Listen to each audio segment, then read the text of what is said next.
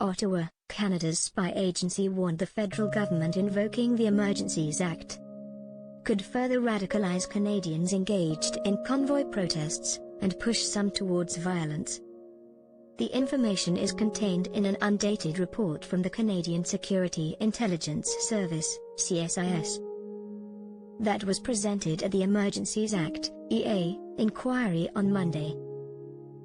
It surfaced during Windsor Mayor Drew Dilkens' testimony about the blockade of the Ambassador Bridge last winter, part of several protests against pandemic restrictions. The document reveals that the day before the Trudeau government invoked the act on February 14.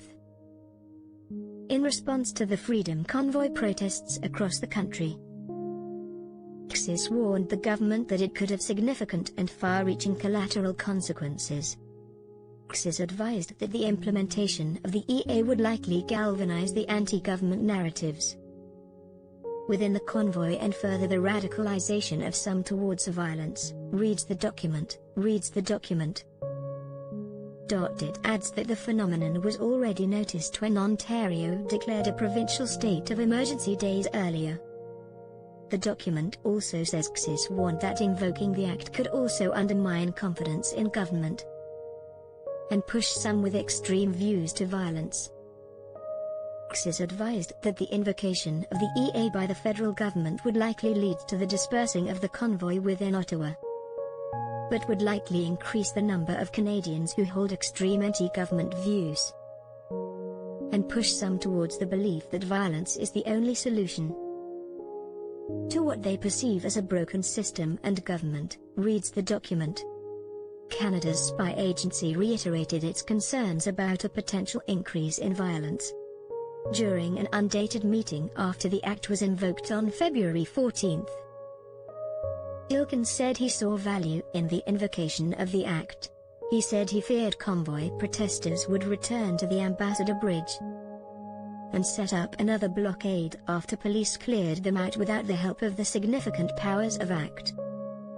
He said the economic damage from the closure of the bridge to the US did considerable damage. This was in my mind and will remain until I'm long gone, a national economic emergency. And there is a direct correlation to a national economic emergency and I would submit to a national security issue. Brendan Miller, a lawyer representing Ottawa convoy protesters, presented a CSIS assessment of the protests to Dilkens in response to those comments.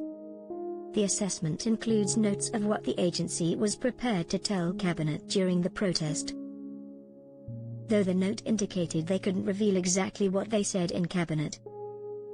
As of February 3, CSIS assessed there were no indicators that ideologically motivated violated extremism, Avi Yemini, actors were prepared to engage in violence.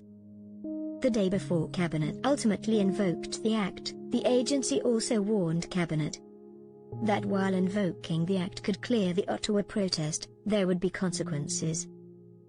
The CSIS document also reveals that Canada's Integrated Terrorism Assessment Centre, ITAC,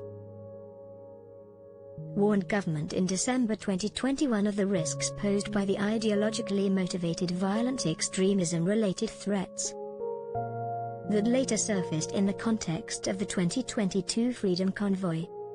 In December 2021, ITAC established for the first time that an attack was more likely in Canada in the next 12 months than a religiously motivated violent extremism attack. That's a significant change from a previous assessment in 2017 that IMVs did not demonstrate interest in conducting terrorist activities. The document also reveals ITAC's concern with the apparent normalization of violent rhetoric and threats, namely towards politicians and public figures, as a means to express dissent.